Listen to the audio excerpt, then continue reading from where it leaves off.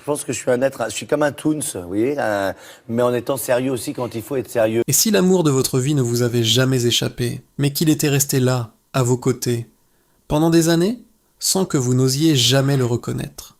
Et si le plus grand regret d'une vie n'était pas d'avoir perdu quelqu'un, mais de ne jamais avoir eu le courage de dire la vérité à la seule personne qui comptait vraiment? Le jour où Stéphane Plaza a prononcé cette phrase, à 55 ans, quelque chose d'étrange s'est produit. Pas un scandale, pas une polémique, pas une révélation choc comme on en voit chaque semaine. Non, quelque chose de beaucoup plus rare. Un silence puis une onde. Parce que cette phrase, aussi simple soit-elle, a frappé comme une évidence que tout le monde pressentait, sans jamais l'avoir entendue clairement. Karine est l'amour de ma vie. Il n'y avait pas de mise en scène, pas de musique, pas de grands gestes, seulement une vérité, posée là, nue, presque fragile, mais impossible à ignorer. Pendant des années, Stéphane Plaza avait construit une image que la France connaissait par cœur. Celle d'un homme drôle, maladroit, insaisissable, toujours en mouvement, toujours prêt à faire rire, comme si le rire était une armure. On le regardait comme un éternel célibataire, sympathique, mais incapable de s'ancrer, comme si aimer vraiment n'avait jamais été au programme de sa vie.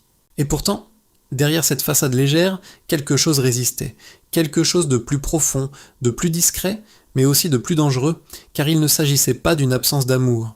Il s'agissait peut-être de l'inverse, un amour déjà là, depuis longtemps. Face à lui, il y a Karine, le marchand. Une femme que tout le monde croit connaître, mais que peu comprennent réellement.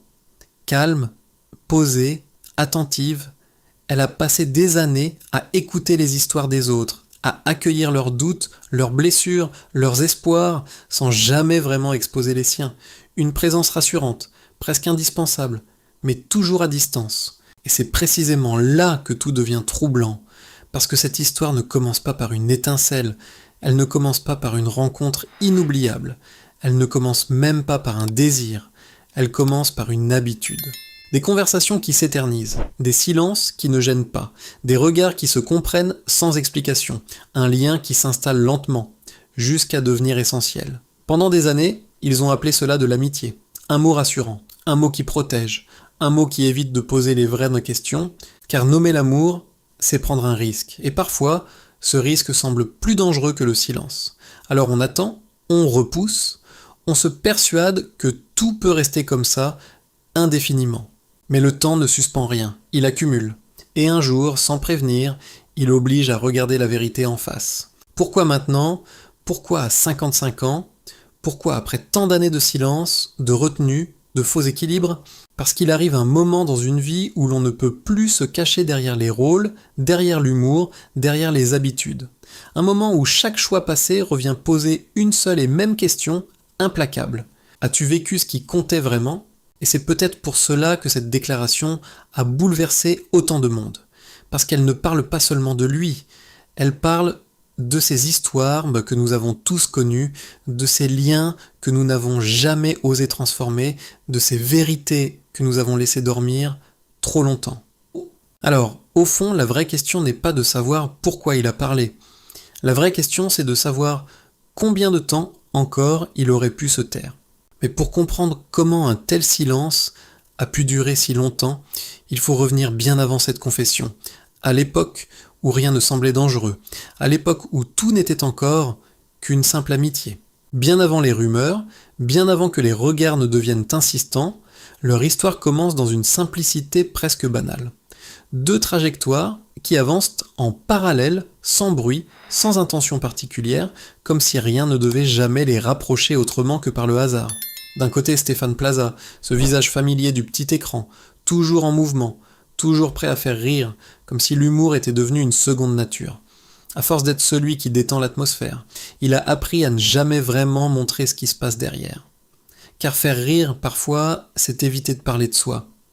Et derrière cette légèreté apparente, il y a une fatigue plus discrète, celle de devoir jouer en permanence un rôle que tout le monde attend. De l'autre côté, Karine le marchand, plus calme, plus posée, presque en retrait. Elle écoute, elle accueille, elle comprend. Elle est celle à qui l'on confie ce que l'on ne dit à personne, celle qui absorbe les émotions des autres sans jamais imposer les siennes. Mais à force d'écouter, on finit parfois par s'effacer. Et derrière cette présence rassurante, il y a aussi une forme de solitude que peu de gens soupçonnent. Leur rencontre ne ressemble pas à une évidence romantique. Rien de spectaculaire, rien de marquant au premier regard. Seulement une facilité immédiate, presque déroutante. Ils parlent, ils échangent, ils se découvrent sans pression. Très vite, les conversations deviennent plus longues, plus sincères. On se confie, on partage les doutes, les échecs, cette impression étrange d'être entouré mais jamais vraiment compris. Peu à peu, quelque chose s'installe. Pas une tension, pas une séduction, mais une forme de confiance rare. Ils deviennent l'un pour l'autre un point d'équilibre, une présence stable dans un monde qui ne l'est jamais vraiment.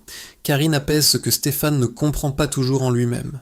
Stéphane, lui, apporte une énergie, une chaleur qui protège Karine sans qu'elle ait besoin de le demander. Ils ne se séduisent pas, ils se comprennent. Et cette compréhension presque silencieuse devient le socle de leur relation. Les années passent, et sans qu'ils ne s'en rendent compte, cette complicité prend de plus en plus de place. Ils partagent des moments des moments simples, des rires, des silences qui ne pèsent jamais. Ils deviennent indispensables l'un à l'autre, sans jamais avoir besoin de le formuler. Tout semble naturel, évident, presque évident au point de ne pas être questionné. Alors ils donnent un nom à ce lien, un mot qui rassure, qui protège, qui évite de trop réfléchir. Amitié. Parce que nommer autrement serait risqué. Parce qu'à ce stade de la vie, aimer n'est plus un jeu. Aimer, c'est prendre le risque de perdre quelque chose de précieux. Et quand on a trouvé un équilibre rare, on hésite à le bouleverser. Alors ils avancent ainsi, côte à côte, convaincus que tout peut rester tel quel. Mais au fond, quelque chose change déjà. Lentement, discrètement, presque imperceptiblement. Ce lien devient trop fort, trop essentiel pour rester enfermé dans un mot aussi simple. Et sans encore oser se l'avouer, ils commencent à sentir qu'un jour viendra où cette évidence ne pourra plus être ignorée. Et ce jour-là, ce ne sera plus eux qui poseront la question, mais le monde entier. Les années passent sans bruit, comme si rien ne devait jamais changer. 10 ans. 10 années faites de moments partagés, de conversations tardives, de silences confortables, de rires qui n'ont pas besoin d'être expliqués. 10 années où Stéphane Plaza et Karine Le Marchand deviennent peu à peu indispensables l'un à l'autre, sans jamais franchir cette ligne invisible qui sépare l'amitié de l'amour. En apparence, tout est simple. Ils travaillent ensemble, se voient souvent, partagent tôt des instants de vie que beaucoup pourraient envier, mais ce qui se construit entre eux dépasse déjà ce que la plupart des relations offrent. Ils deviennent le premier appel en cas de doute, la première présence en cas de fatigue, le refuge évident quand le monde extérieur devient trop bruyant. Et pourtant rien n'est dit, car au fond, ils savent. Pas de manière claire, pas de manière assumée, mais dans ces instants fugaces où le regard s'attarde un peu trop longtemps, où le silence devient plus chargé que d'habitude, où une absence se fait ressentir plus fortement qu'elle ne devrait. Il y a quelque chose là, entre eux, quelque chose qu'ils refusent de nommer. Alors ils choisissent la prudence. Ils continuent à appeler cela amitié, comme on répète un mot pour s'en convaincre, parce que ce mot protège, il évite les questions, il maintient l'équilibre. Nommer autrement, ce serait transformer la relation, lui donner un poids différent, ouvrir la porte à des attentes, à des peurs, à des risques. Et surtout, ce serait accepter une possibilité terrifiante, celle de perdre. Car perdre une histoire d'amour naissante est une douleur que l'on peut encore absorber. Mais perdre une amitié essentielle, celle qui structure déjà une partie de votre vie, ressemble davantage à une fracture irréversible. Et ni Stéphane, ni Karine ne sont prêts à prendre ce risque. Pendant ce temps, le monde extérieur commence à observer. Leurs échanges à l'écran attirent l'attention. Leur complicité devient visible, presque trop évidente pour être ignorée. Un regard échangé, une main posée un peu trop longtemps, une manière instinctive de se chercher dans une pièce, les détails s'accumulent. Les journalistes s'interrogent, les réseaux sociaux spéculent, les proches esquissent des sourires entendus. La question revient sans cesse, insistante, presque inévitable. Et s'ils étaient plus que des amis? Face à cela, ils répondent toujours de la même manière, avec calme, avec constance. Nous sommes de très bons amis. Ce n'est pas un mensonge, pas complètement. C'est une vérité, mais une vérité incomplète, une vérité choisie, car à ce stade, ils préfèrent préserver ce qu'ils ont plutôt que de risquer ce qu'ils pourraient devenir. Stéphane, fidèle à lui-même, détourne les rumeurs avec humour. Il plaisante, désamorce, transforme la pression en légèreté. C'est sa manière de garder le contrôle. Mais derrière les sourires, quelque chose évolue. Une forme d'inconfort, presque imperceptible, s'installe. Comme si, à force de nier, il commençait à s'éloigner de sa propre vérité. Karine, elle, choisit le silence. Elle protège ce qu'ils ont construit, consciente que l'exposition peut déformer les choses, les simplifier, les fragiliser. Elle refuse que leur lien devienne un spectacle, une histoire réduite à quelques titres accrocheurs. Mais le temps, lui, ne s'arrête pas. Il avance, lentement, implacablement, et avec lui une question commence à s'imposer, de plus en plus difficile à ignorer. Combien de temps encore peuvent-ils rester dans cet entre-deux ? Car l'ambiguïté, aussi confortable soit-elle au début, finit par peser. Elle protège, oui, mais elle enferme aussi, elle empêche d'avancer, elle bloque toute évolution, elle maintient la relation dans un équilibre fragile qui ne peut durer indéfiniment. Stéphane commence à ressentir cette tension, ce décalage entre ce qu'il montre et ce qu'il ressent. Lui qui a toujours fui l'engagement réalise, sans encore vouloir l'admettre pleinement, qu'il est déjà engagé depuis longtemps, mais sans jamais l'avoir dit. Karine, de son côté, prestant elle aussi que cet équilibre ne pourra pas tenir éternellement, que l'on ne peut pas construire une vie entière sur un non-dit. Et sans qu'aucun des deux ne le formule encore clairement, quelque chose se fissure, pas parce que leur lien est fragile, mais parce qu'il est devenu trop fort pour rester caché, et bientôt, ce silence qu'ils pensaient protecteur va devenir impossible à porter. Il n'y a pas toujours un événement spectaculaire quand une vie bascule. Parfois, tout commence dans un calme presque imperceptible, une forme de fatigue intérieure que l'on ne peut plus ignorer.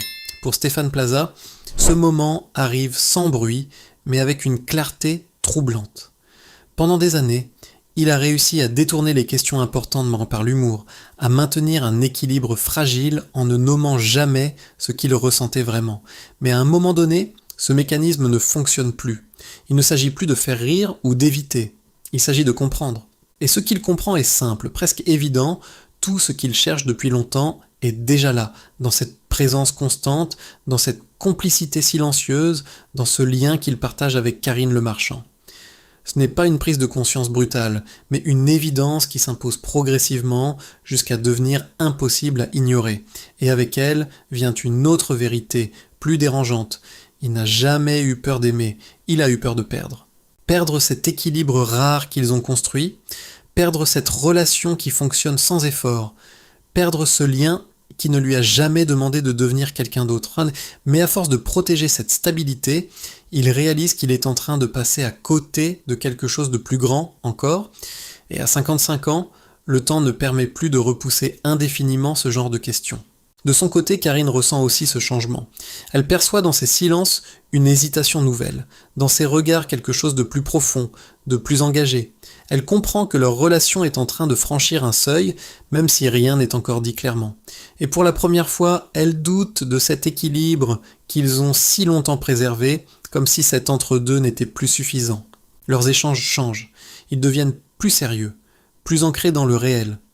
On parle de l'avenir, de ce que l'on veut encore construire, de cette peur commune de rester dans une situation confortable mais incomplète.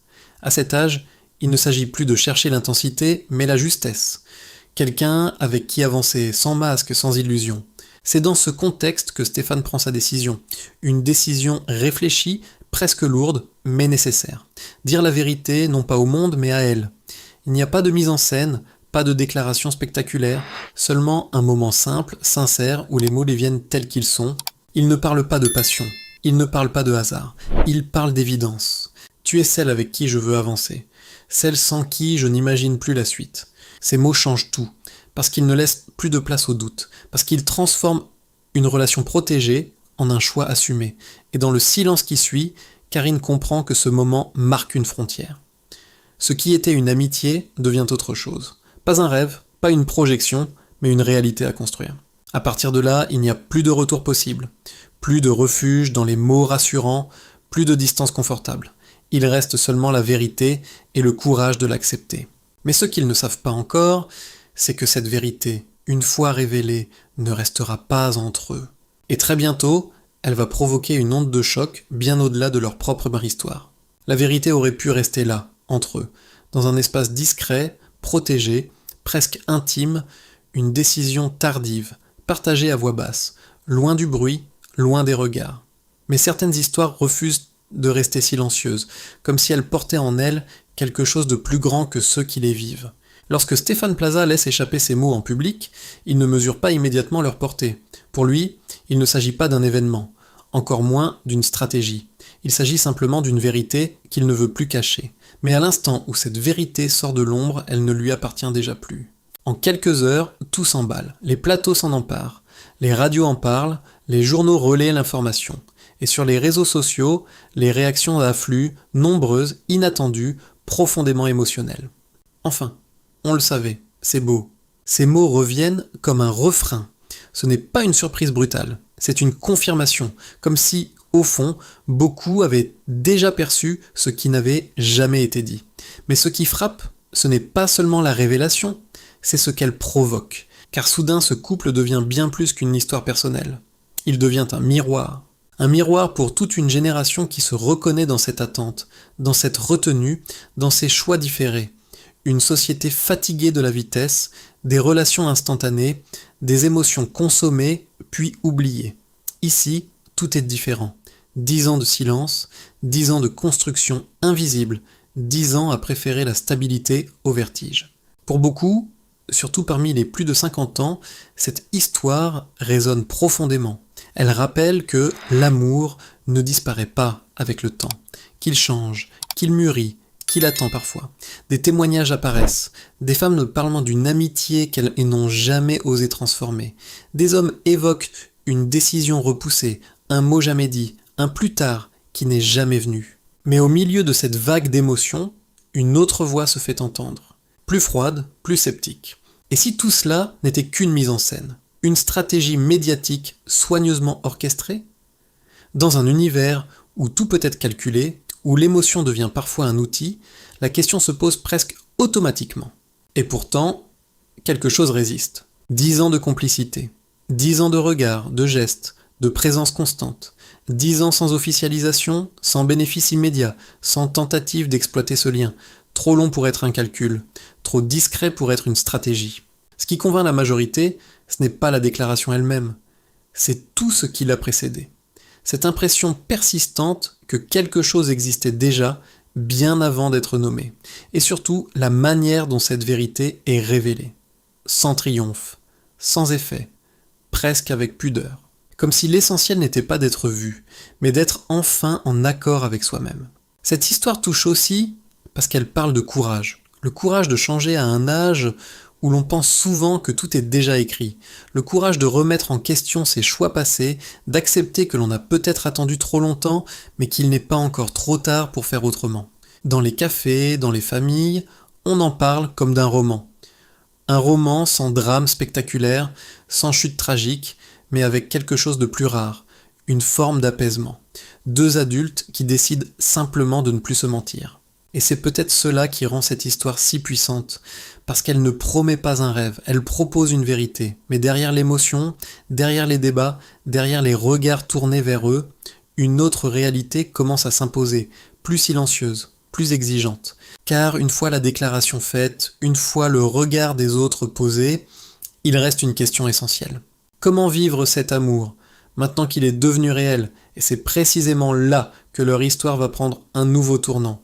Loin des mots, loin des réactions, dans quelque chose de beaucoup plus difficile. Quand les caméras s'éteignent, quand les commentaires se taisent, et que l'émotion collective retombe, il ne reste plus rien à quoi se raccrocher, sinon la réalité. Plus de rumeurs à gérer, plus de silence à protéger, plus de rôle à jouer, seulement 2 êtres face à ce qu'ils ont choisi. Car aimer après avoir attendu si longtemps, ce n'est pas une récompense, c'est une responsabilité. Pour Stéphane Plaza et Karine Le Marchand, tout commence vraiment ici. Non pas dans la déclaration, non pas dans l'émotion qu'elle a provoquée, mais dans ce qui vient après, le quotidien. Ce territoire discret, exigeant, où l'amour cesse d'être une idée pour devenir une pratique. Ils ne cherchent pas à impressionner, ils ne cherchent pas à prouver, ils choisissent la simplicité. Une maison chaleureuse plutôt qu'un symbole. Des habitudes à construire, des compromis à accepter, des rythmes à ajuster. À 55 ans, on ne découvre pas la vie à 2. On la réapprend avec ses silences, ses manies, ses fragilités. Et c'est précisément cette lucidité qui devient leur force, car l'amour tardif n'a rien d'une illusion. Il ne promet pas l'intensité permanente, ni les élans irréfléchis. Il offre autre chose, une forme de solidité, faite de connaissances profondes, de respect, de capacité à désamorcer les tensions avant qu'elles ne deviennent des blessures. Là où d'autres se perdent dans les conflits, eux apprennent à se parler. Là où d'autres s'usent, eux choisissent de comprendre. Ils ne s'aiment pas malgré leurs failles, ils s'aiment avec. Et dans cette simplicité assumée, ils posent une frontière claire entre ce qui appartient au monde et ce qui leur appartient. Une part de leur histoire est partagée, mais l'essentiel reste à l'abri, parce qu'à un certain âge, préserver l'intime devient une forme de respect, presque une nécessité. Peu à peu, leur histoire cesse d'être un événement. Elle devient un exemple silencieux. Non pas celui d'un amour spectaculaire, mais celui d'un choix. Le choix de ne plus attendre, le choix de ne plus se cacher, le choix de regarder la vérité en face, même lorsqu'elle arrive tard. Car au fond, ce qu'ils ont vécu dépasse leur propre histoire. Cela touche à quelque chose de plus universel, de plus intime. Cette peur que nous avons tous, un jour ou l'autre, de passer à côté de l'essentiel. Cette tentation de rester dans le confort plutôt que de risquer le changement. Cette habitude de remettre à plus tard ce qui compte vraiment. Et si le plus grand danger n'était pas d'échouer, mais de ne jamais essayer, alors avant de refermer cette histoire, prenons un instant. Un instant pour regarder en nous-mêmes.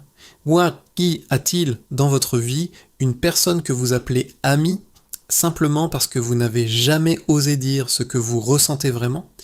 Y a-t-il une vérité que vous repoussez en espérant qu'elle disparaîtra d'elle-même parce qu'elle ne disparaît jamais? Elle attend. Si cette histoire vous a touché, si elle a fait naître en vous une question, un souvenir ou peut-être un regret, dites-le en commentaire. Partagez cette vidéo avec quelqu'un qui pourrait s'y reconnaître. Et abonnez-vous à la chaîne pour continuer à explorer ensemble ces histoires humaines qui nous ressemblent plus qu'on ne le croit, car parfois les plus grandes histoires d'amour ne commencent pas par une rencontre, mais par le courage enfin de ne plus se mentir.